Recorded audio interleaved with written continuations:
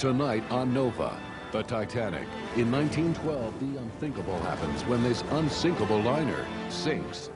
In the aftermath, Titanic's sister ship Britannic is built stronger, safer.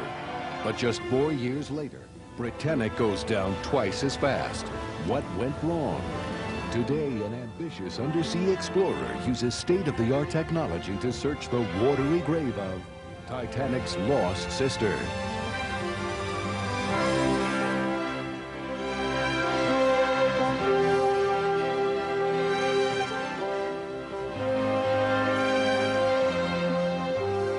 Nova is funded by Prudential. Prudential, insurance, healthcare, real estate, and financial services. For more than a century, bringing strength and stability to America's families. And by Merck. Merck, pharmaceutical research.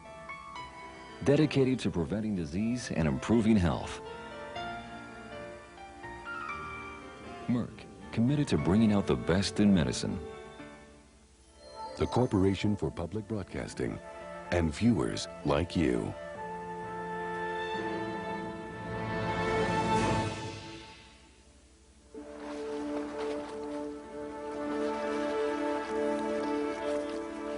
Aboard this ship, moored off the island of Crete, an undersea exploration prepares to get underway.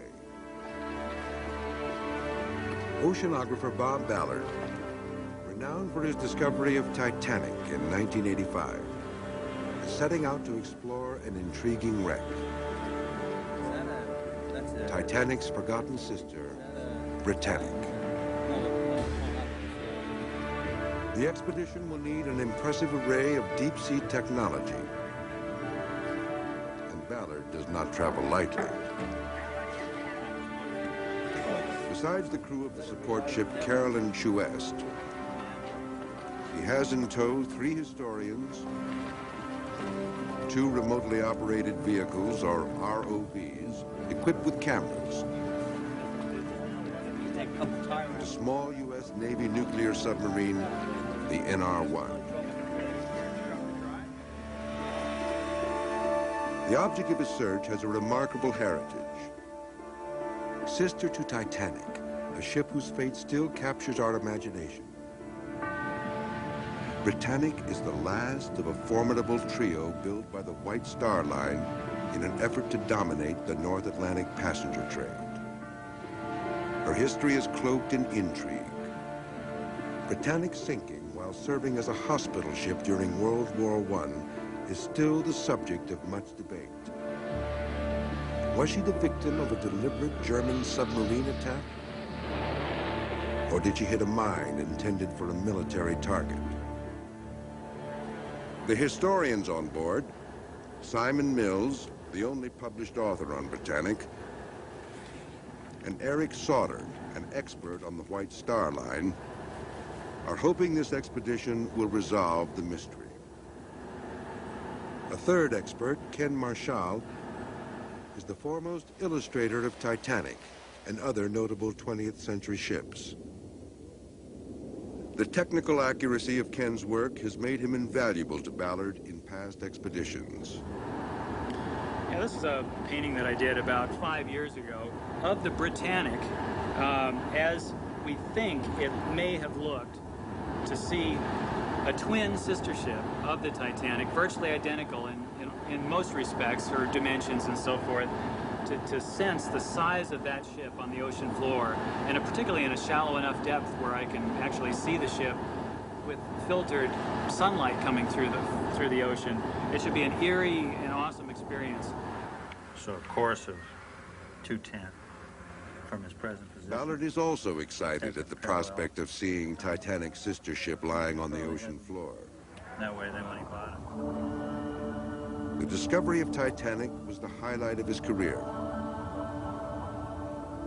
But since then, thousands of objects have been salvaged from the wreck site. Powerless to stop it, he has explored other wrecks in the pursuit of a personal vision. I've been really searching for the optimum piece of history to experiment on and try to create the first undersea museum. I thought it might have been the Lusitania, but when we went out there, it was so tragic to see how destroyed it was. There's certain things we must preserve. I mean, the Titanic was incredible. The feelings, the power of going there was like going to Gettysburg the day after the battle. Why should I be the only one that gets to go to a place and as soon as I leave, it's leveled?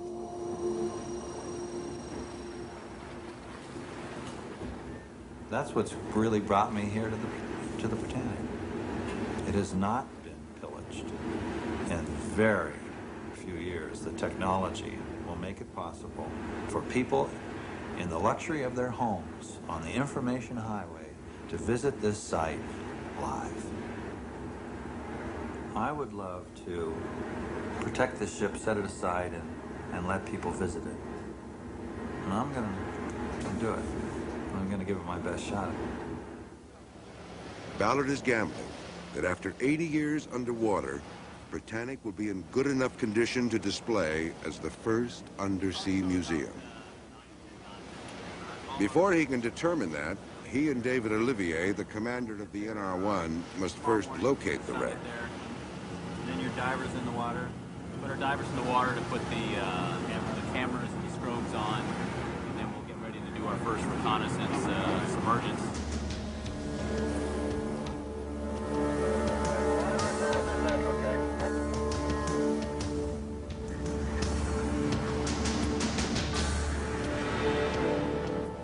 The NR-1 and the Harland and Wolff make their way to the Kea Channel.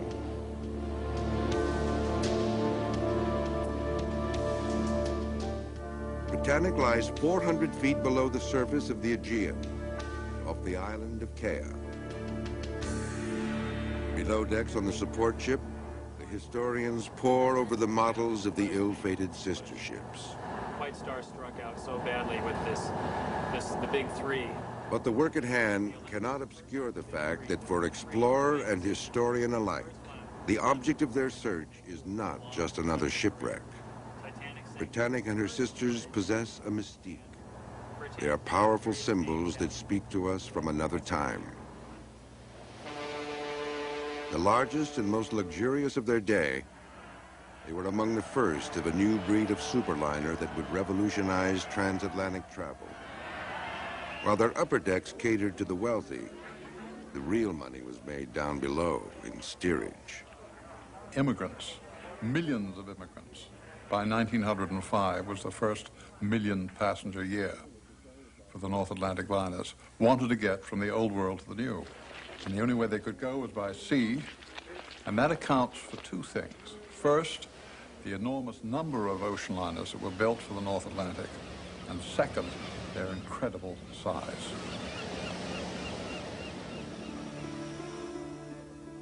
Belfast, Ireland. In the deserted corners of the modern Harland and Wolff shipyard are visible reminders of the massive effort it took to build these very special transatlantic steamers.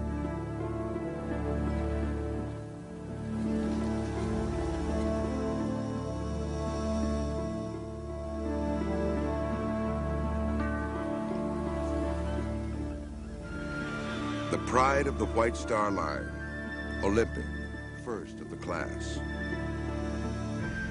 Legendary Titanic. And lastly, Britannic, the forgotten sister. The magnificent interiors of these ships have either been lost to the ocean depths or dismantled. This room is all that remains.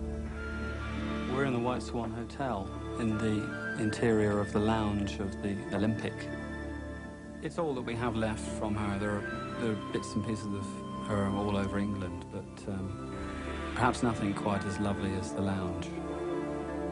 And it's a splendid reminder of those fabulous days of 1911, 1912, before the war, before all these wonderful ships were swept away. A gilded era. Despite the attention lavished on decor, It was also an era of technological innovation. Perhaps Harland and Wolff's greatest accomplishment was the simultaneous construction of Olympic and Titanic in just 4 years. At the time of their launching, their unprecedented size and luxury made headlines. But as we recall their story today, it was the failure of their innovative safety systems that captures our interest. The Olympic-class ships were designed with 15 transverse bulkheads extending above the waterline, creating 16 compartments separated by massive watertight doors. In the event of flooding, the captain could instantly close those doors from the bridge by means of an electric switch. An innovative backup system allowed the doors to be closed both manually and by a float mechanism. Damage could be sustained to any 2 adjoining compartments, or the first 4 starting at the bow, without endangering the ship. This system of safety features would prompt the most reputable of British shipbuilding magazines to call the Olympic class practically unsinkable. That word unsinkable came actually from the great Bible of the British shipping industry called the Shipbuilder and Marine Engine Builder. This was the great journal of shipping that every new ship appeared in, and lengthy articles were written about the ship and all the safety systems. And in this article, they talked about the watertight compartments, which every ship had, and it said if these doors were closed, it would render the ship practically unsinkable. Fair enough. Well, somebody grabbed unsinkable, not the White Star Line, out of that report and circulated it on both sides of the Atlantic as though Titanic were unsinkable. It was an unfortunate label. As Britannic's keel was laid in Belfast, the greatest maritime disaster of this century would claim Titanic, and in the same moment alter Britannic's fate. Titanic collided with an iceberg on her maiden voyage and sank in less than 3 hours, taking some 1,500 souls with her, and making the limitation of her much-touted safety features tragically clear.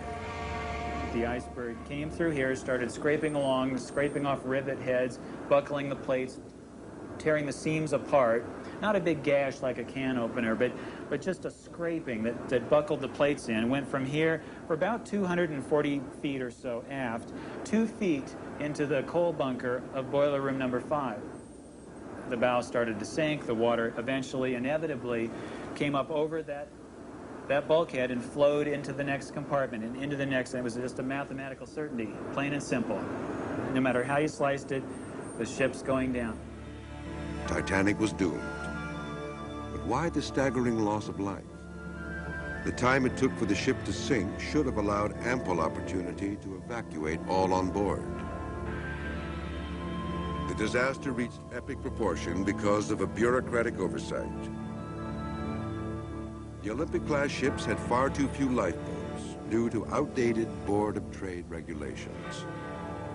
The regulations had been written in 1894, when the largest ship afloat was considerably smaller than Titanic.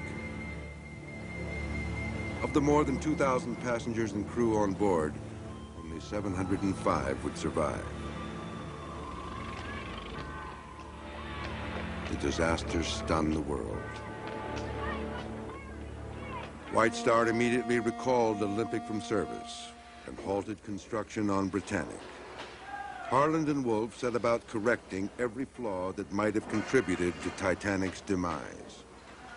In the case of the Britannic, that was fairly easy to do because the ship had not advanced very far in terms of its construction. In the case of the Olympic, the reconstruction was so extensive that it took the ship out of service for 6 months. The safety features of these two ships were completely overhauled. They were fitted with an inner skin that ran the length of the boiler and engine room compartments. 5 of the bulkheads were extended up as far as the bridge deck. These precautions would allow both ships to float with 6 compartments flooded, 2 more than Titanic. Belfast, February 1914. Britannic is finally launched. The new passenger liner was hailed by the shipping line and the builders to be as perfect a specimen of man's creative power as is possible to conceive. As the Britannic slid down the ways, a cataclysm was just around the corner, a war that would engulf not only Europe, but the world. Even as the last of her grand interiors were being installed, Britannic was requisitioned by the British Admiralty and transformed into a hospital ship. She completed 5 successful missions to the Mediterranean theater of war before sinking mysteriously on her 6th outbound voyage. Today, she lies at the bottom of a sea she was never intended to sail, a casualty of war, her mysteries as yet unsolved.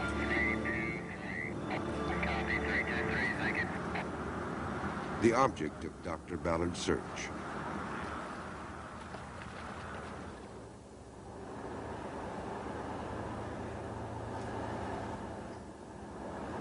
Tomorrow, Ballard will make his first dive on the Britannic. Well, we're at the end of the first day, and we're transiting north from Crete, from the subbase we just left. And sometime tomorrow morning we'll arrive on scene. The ship was traveling northeast. It struck something, whether there was a torpedo or a mine. The captain immediately began to try to save his ship and beach it, so he began a quick turn to starboard and heading back to Kea, but before he got to the beach, he sank right there. This is where the British say they were sunk, and this is where Cousteau 20 years ago said he actually found the ship, so obviously we believe his position more. In 1975, Jacques Cousteau made the first search for the Britannic. His discovery of the wreck was complicated by misleading coordinates reported by the British Admiralty in 1916, which were off by 8 miles. Yet another mystery surrounding this enigmatic ship. But we've got to relocate it. We don't know exactly where it is. So the first and foremost, we'll, transit over from the support ship, get in the sub, and go down and find it.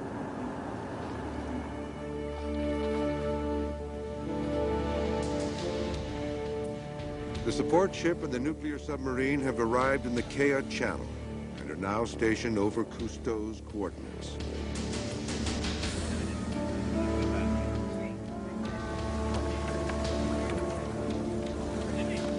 Ballard boards the NR-1 for the first exploratory dive to locate the Britannic. All right. All right, welcome aboard. Well, thank you. You ready to go? I'm ready. Let's do it. All right, let's dive.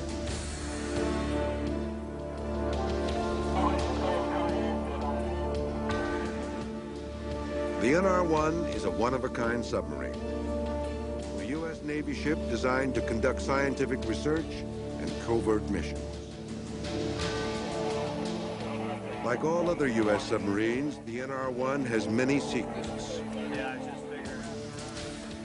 What the Navy will acknowledge is a diving depth of 3,000 feet and a submerged speed of 3.5 knots. Prepare to submerge.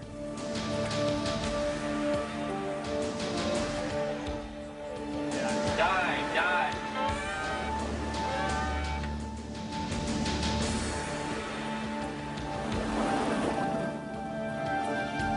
The NR-1 is only 12.5 feet in diameter and 145 feet long, half the length of a Navy attack submarine.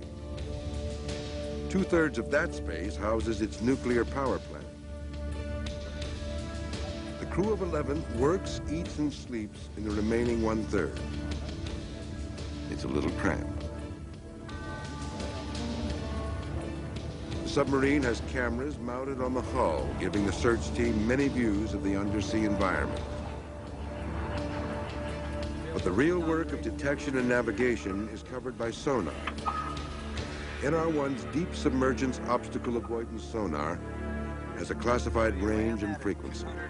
Ballard hopes that if the Britannic is even close to this last reported position, this powerful sonar will detect it quickly.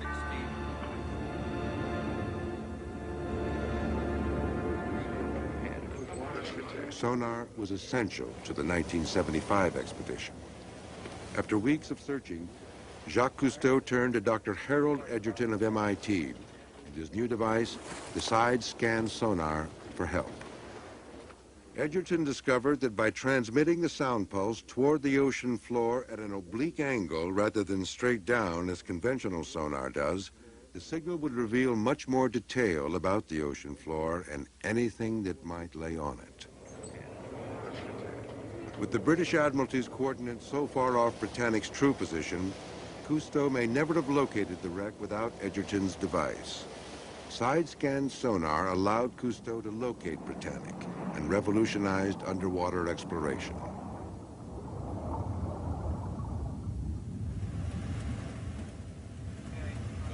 Go down. Over an hour into the dive, and still no trace of the ship. This is an expanded display of that cursor. Right. We'll wait for a new there. That's the ship. Sonar has locked on Britannic. Looks like the rudder and propellers right there. That's the sweep of the hull. That would be the bottom. That would be the superstructure. So it looks like we're coming in on the stern. Okay, you're coming in this way. You're coming in from the northeast. Right. That sounds right. And then we'll see whether we see a bow or a propeller. Yeah. That'll tell us. But it looks like it's believable. Thank you, Mr. Cousteau. Captain. These ghostly black and white images from the NR-1's cameras offer a tantalizing first look at this once proud Leviathan.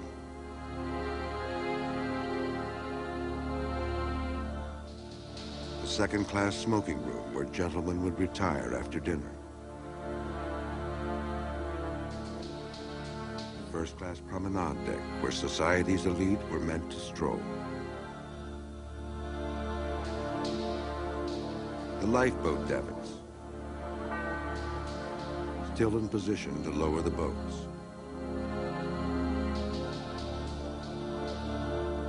The individual images are promising, but they fail to give Ballard the overview necessary for an accurate picture of the ship's condition. For that, he will rely on the modern version of Dr. Edgerton's side-scan sonar.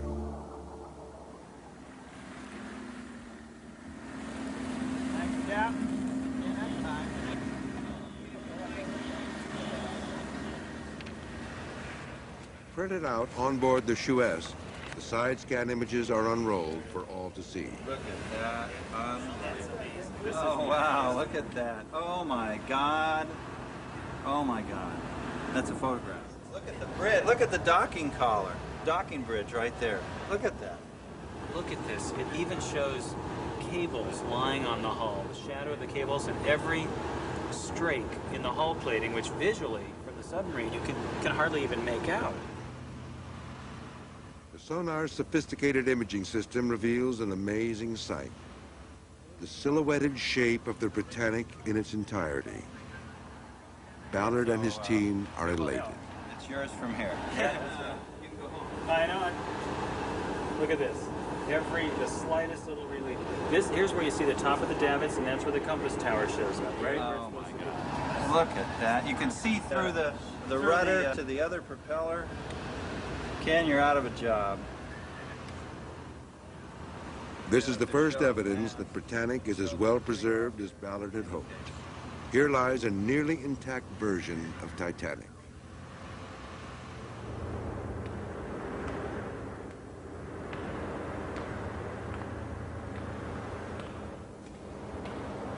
Let's talk about what we're going to do next. So I would like to just get the NR1 in position and go and image it for a while, you know. Put the NR1 down and approach it, and then try to move down into the boat deck area, on that boat deck. You know, these davits are here, though. These davits are here. A problem. You don't want to get... You want to sort of... I'd like to be above the vehicle down and hold it. Tomorrow, Ballard will return to the wreck with the remotely operated camera platforms for the first in-depth photographic survey of Britannic. Lower, but I don't... The colored images of this once majestic ship should reveal a moment frozen in time. The moment of Britannic's sinking. It was 1960. fighting had spread from the trenches of Belgium and France to the Mediterranean.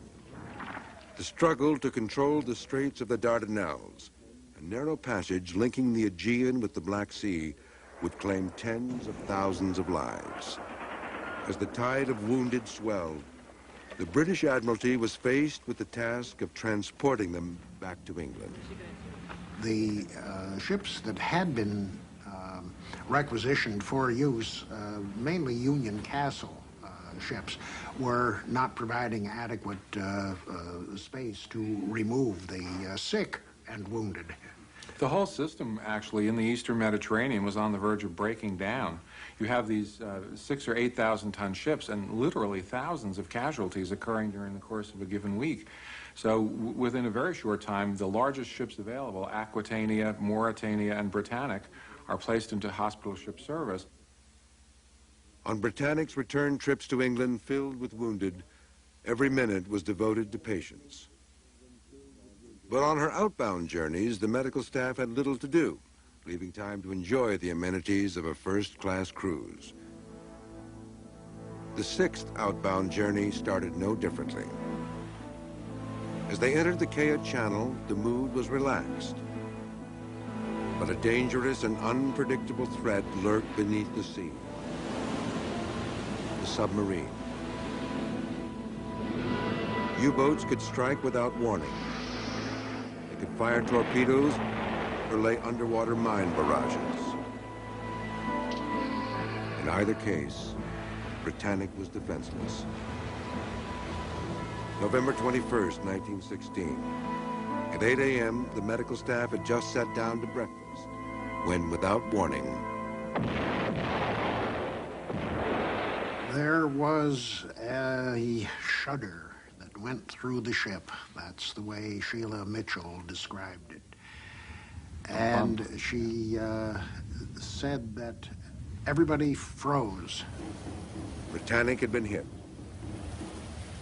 Had she been returning to England with her full quota of 3,000 patients, the loss of life would have rivaled Titanic's. But thanks to the efficient lifeboat system installed after Titanic's sinking, most on board would escape. Sheila Mitchell, a nurse on the Britannic, was interviewed by Jacques Cousteau. Everybody's heart was in their mouths. When she was turning, of course, I was thinking, oh, my trunks will be sliding under the other girl's bed. And all the oranges and lemons I bought in Naples will be on the floor. And where is my clock? You know, things like that. The speed with which Britannic sank is one of her great mysteries. This period footage can only simulate the awe-inspiring sight of watching such a massive ship disappear. Britannic, a ship that was fully redesigned to benefit from the lessons of Titanic, somehow sank in a mere 55 minutes.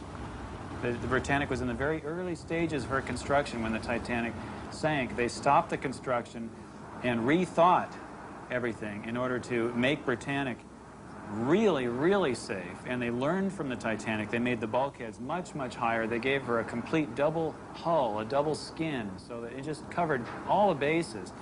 And here she went down in less than an hour. For Simon Mills and Eric Sauter, the bigger mystery surrounds the cause of the initial explosion. A mine or a torpedo?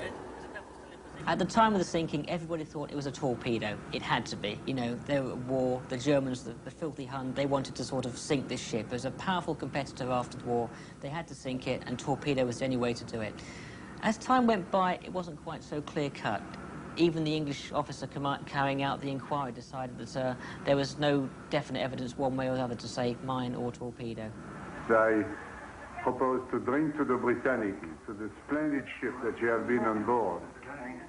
60 years after her sinking, Jacques Cousteau gathered together Britannic's remaining survivors in an attempt to uncover what happened that morning. What is your opinion? Was the ship torpedoed or did they see the mine? Oh, torpedo, without a doubt. Without a doubt, torpedo. Thank you. Now you, Mr. Without a doubt, torpedo. At least one torpedo. My experience is she got torpedoed.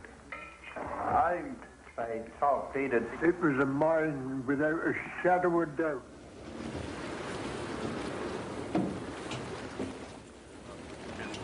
So that way we don't have to do anything. We just get out of their way. They come in underneath us and reposition their chin on that. The next and most difficult phase of the expedition will attempt to solve these mysteries. It will be the first joint operation involving the support ship, the ROVs, and the NR-1s.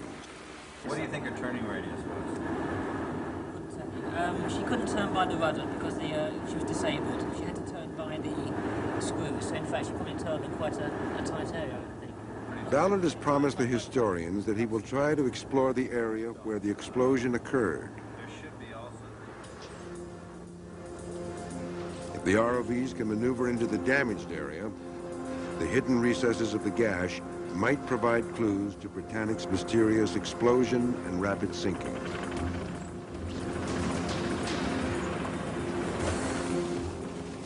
As the ROVs are lowered over the side, the tension mounts. The NR-1 is in position, her powerful lights illuminating the wreck. Ballard and his team are in the command station on board the Harland and Wolff.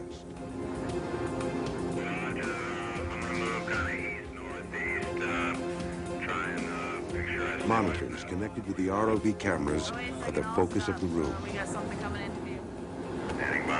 Ballard directs the ROV pilot who controls the depth, direction, and speed of the robot from a distance of more than 300 feet.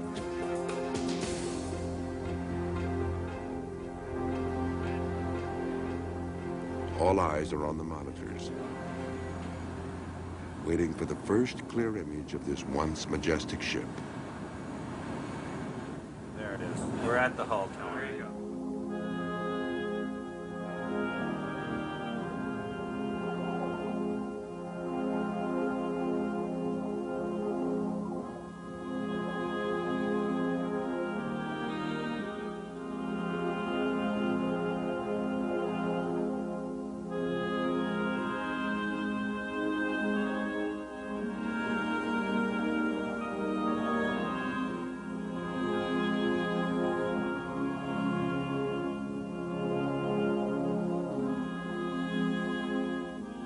The Britannic.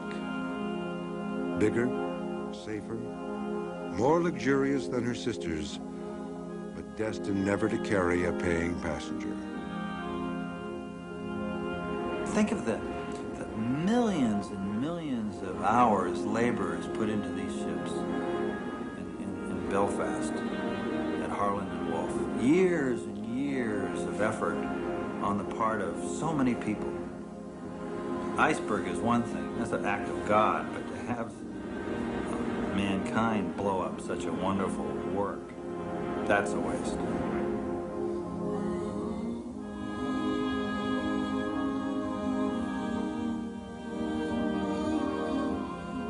Britannic's massive propellers, 23 feet in diameter, evoke memories of a gruesome incident.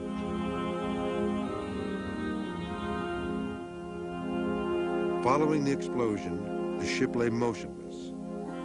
The captain, isolated on the bridge, was unaware that the crew had already begun to load lifeboats. In a last-ditch effort to save the ship, he gave the order to start up the propellers and head for nearby Kea Island. They wanted to beach the boat where there was sand, the other side of the island. And so the minute we touched the water, she went on, and the propellers were coming up, and at the turning, and at the back it was a whirlpool. The lifeboat in front of me and the one behind were drawn in by the propellers and cut into ribbons. If anybody escaped from those boats, it was because they jumped out and perhaps could swim away. One near casualty of the propeller incident was Nurse Violet Jessup. Her story is remarkable, as one of the few known to survive passage on all three White Star sisters. Violet Jessup, whom I had interviewed for a book, told me that she was not only on the Titanic when it went down. She was also on the Olympic when it had not a very serious accident, but there was a collision in Southampton water. Then the hat trick that she was also on the Britannic as a nurse's aide is extraordinary. Violet told me that she got into a lifeboat which was lowered down, and when it reached the water and was cast loose from the blocks, the descending blocks, she suddenly saw everybody jumping out. So Violet jumped over the side and thought she was going to sink forever, and finally came up and hit the bottom of the lifeboat. Her head fitted as she came up. Then she groped around in the dark, thinking her end was nigh, and found a hand, a man's hand, which she could tell was alive, and they held their hands together and came up to the surface.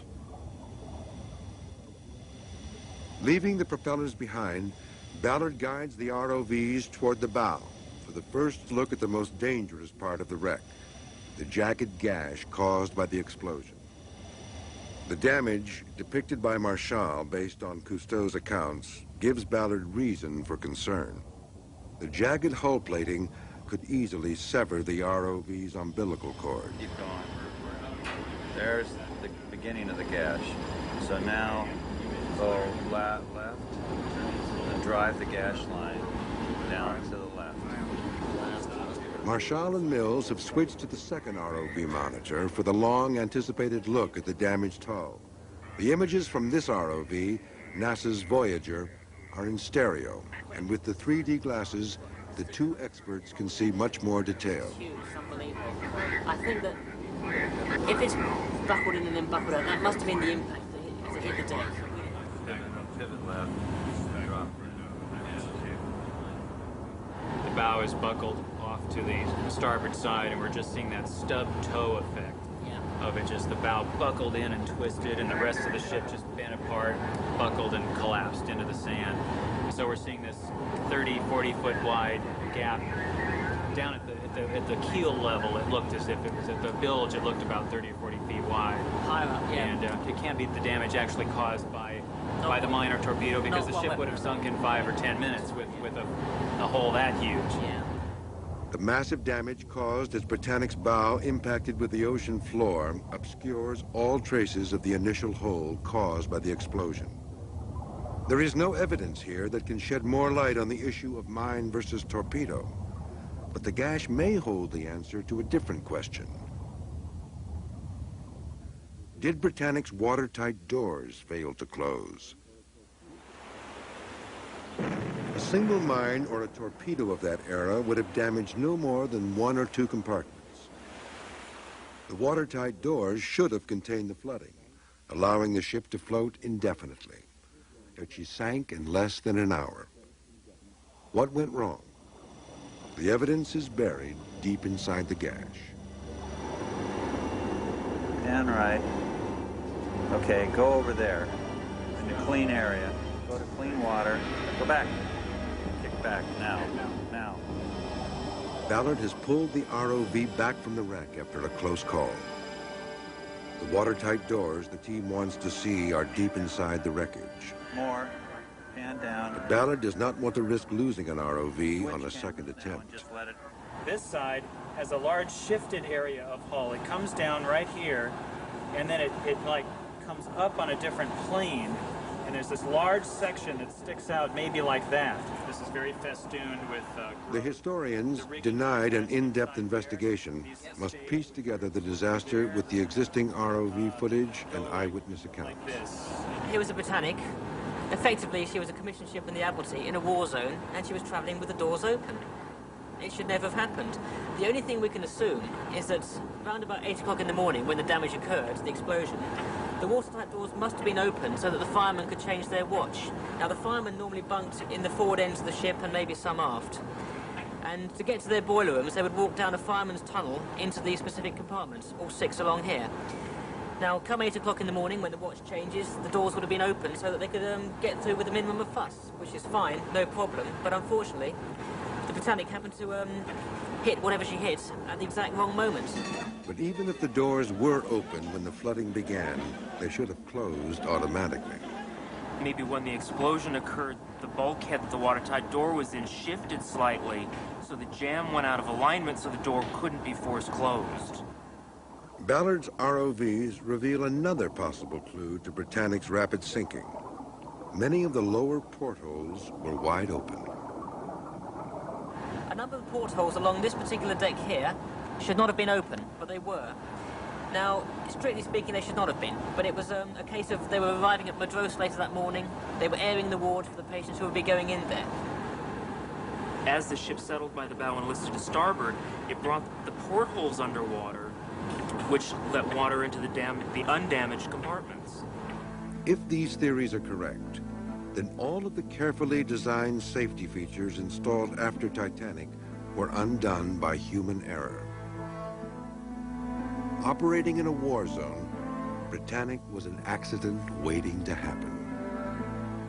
The final and most dramatic mystery remains. Was Britannic's sinking accidental or deliberate? As a hospital ship, Britannic was protected by the Geneva Convention. Would a German U-boat commander deliberately torpedo a Red Cross ship? Cousteau's team suggested that Britannic might have been carrying an illegal cargo of armaments and munitions. If true, this would account for the British Admiralty's desire to obscure the exact location of the wreck. Why was the wreck so badly misplaced? I mean, 8 miles is quite considerable when you consider there are very easily identifiable landmarks in sight.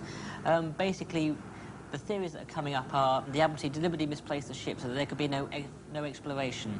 Had divers gone down, they may have found the Britannic was indeed carrying weapons, which she should not have been. But in the many hours surveying the wreck, Ballard found no trace of armaments.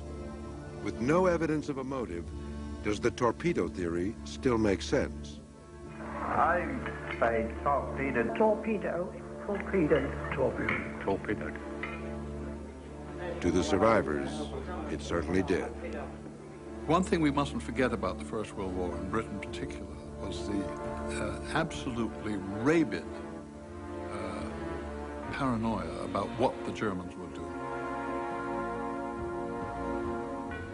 So the consensus was, when the Britannic went down, which not many people knew, you see, don't forget this was cloaked in wartime secrecy. This was not something that was as publicized as the Titanic loss.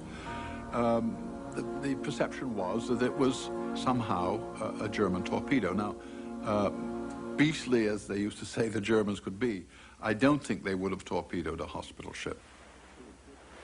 Yet in February 1915, the hospital ship Asturias was attacked with torpedoes in the English Channel.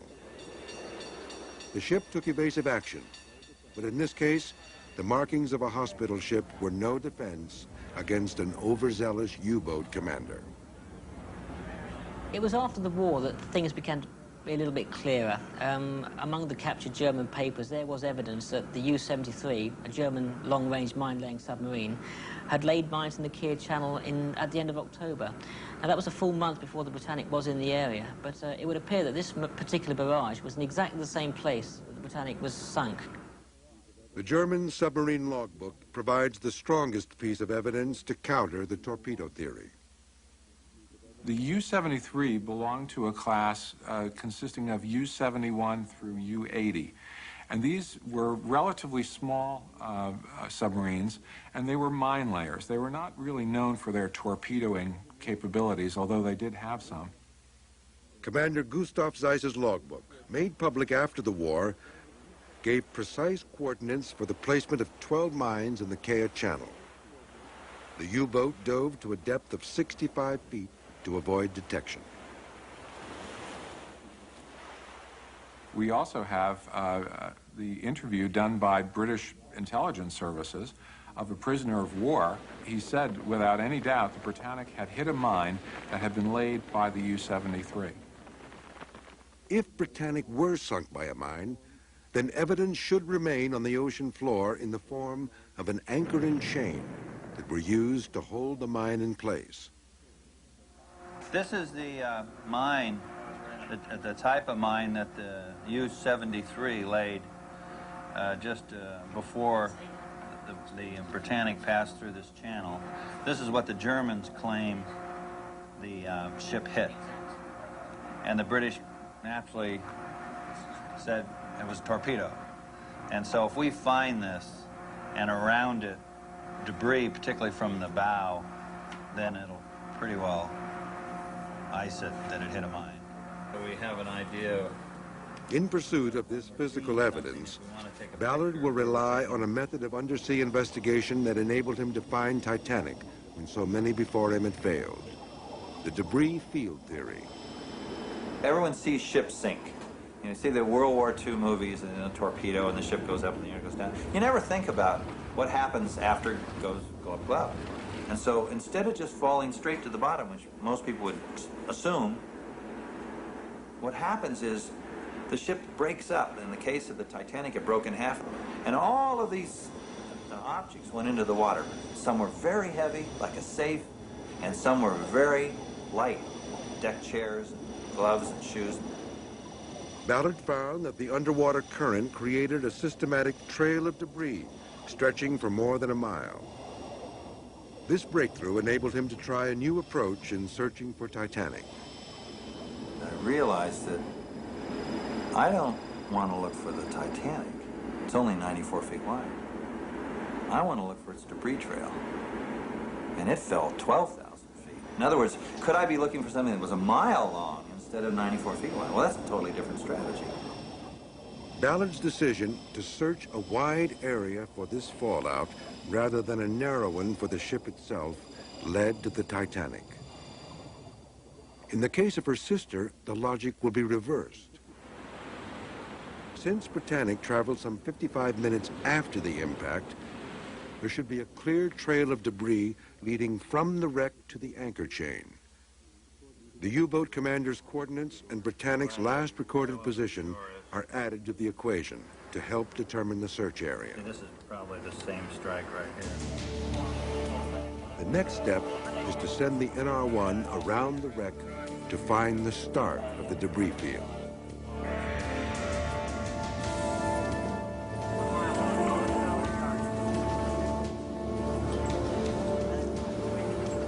The ROVs are ready to photograph anything the NR-1 might find.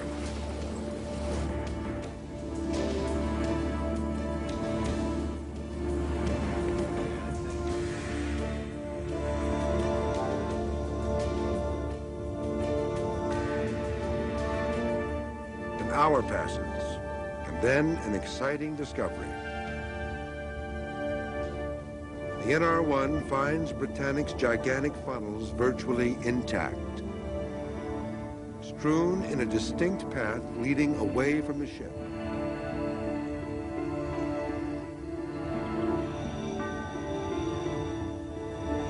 Funnels are a rare find at a wreck site. The ship's smokestacks, their enormous size, belie their fragility. Funnels have been known to just be swept away in strong winds and heavy seas sometimes on ships. So they're not like the hull itself. It's really strong, very thin metal. I'm amazed that they're still intact, that they aren't fine, that they're not corroded away. I'm amazed. Yeah, very rare. 4 Britannic funnels still virtually intact. But are they the start of the debris trail? We looked at these two, and then we went out and saw a single funnel. If we go back through the, sight along from the center of the wreck to this funnel and this bunch of funnels, and then the next one out there, that would start us on the trail toward the course the ship was taking, and could lead us back through the debris trail to the spot where the mine, we think it was a mine, actually blew up. With the Harland and Wolff due back in port, time is short to follow this promising lead. 10, 15 feet. Ballard gives the NR-1 instructions to follow the funnels and head toward the U-boat commander's coordinates.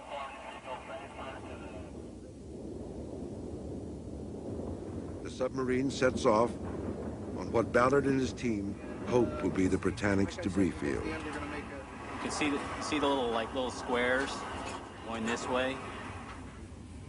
The NR-1's cameras are trained on the ocean floor, searching for telltale pieces of hull plating. The hours pass.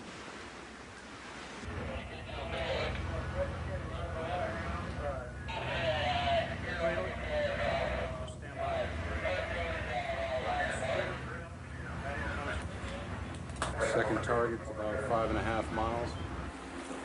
The NR-1 returns with disappointing news. The search has revealed no trace of an anchor chain.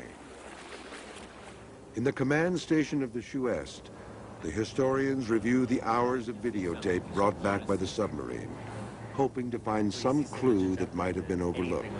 Now, there's another one of those cylindrical things. But see, look at this. I mean, you've got a perfectly square, or maybe perfectly rectangular. Maybe it's a flake. It's just like the thing we saw before. All these things, nothing has to do with mines, and nothing has to do really with... Well, that's the interesting thing. We've not found one trace yet of anything to do with the submarine which we know was there. No. We know she laid the mines. We know she laid 2 barrages of 6 mines, and yet all the scans we've done so far indicate nothing at all. To my mind, it's a simple matter of taking a compass and drawing 1 mile radiuses or radii out from the wreck site, and we may be just looking too close to the wreck. I mean, it's got to be at least 2 miles away to the south or to the southwest where these mines were. The only conclusion we can come to is that the German captain, Gustav Seiss, probably got his position wrong. I have a feeling that they're a bit further to the southwest, somewhere down there. No anchor chain, no debris field, and no more time to search. Without conclusive evidence, the question of whether or not Britannic was the victim of a vicious attack or an unlucky casualty must remain open to speculation. But Ballard is far from disappointed. His vision extends beyond this expedition. There's something mystical about a great ship like this. It's sort of like to solve everything is to make it no longer important. No, I'm real happy. Having been disappointed by the Lusitania, having gone out to find this perfect ship and to find something that was far worse than the Titanic, far worse, just destroyed, a pile of junk in the bottom of the ocean, to then come and find that perfect ship. I mean, this is the most perfect ship of this vintage. I mean, you know, certainly sink one tomorrow and it'll look prettier, but this is the most perfect ship I've ever seen. I think the Britannic, when everyone sees how well preserved it is, it'll lead the way, and then I will move into the next phase. Of all the wrecks Ballard has explored, none have offered as much potential for his plan to create an undersea museum as Britannic. In the memory of those who perished in the sinking of the HMHS Britannic, November 21st, 1916, and dedicated to all those who lost their lives in the War of 1914. This commemorative plaque is a point of honor for Ballard, who firmly believes that wreck sites should be left undisturbed. The only mark of his passage will be this token of respect for those who perished here. For all of our technology, the oceans of the world remain largely unexplored. Their dark floors littered with forgotten relics of human history. And even those clues that are brought to light keep a jealous hold on their secrets. If Britannic someday offers us a virtual window into her past, it will be the lure of those secrets that will keep us coming back.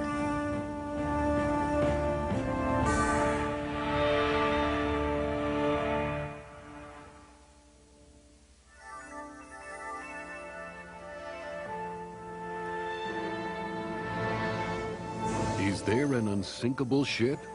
From Titanic to today's luxury liners, Nova investigates blueprints for safety at sea. Dive into Nova's website at pbs.org.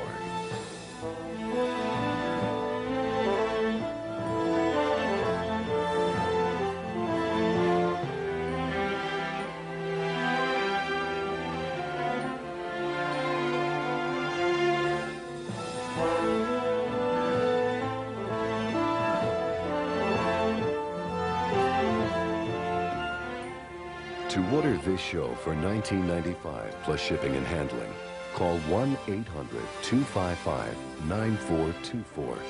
And to learn more about how science can solve the mysteries of our world, ask about our many other NOVA videos.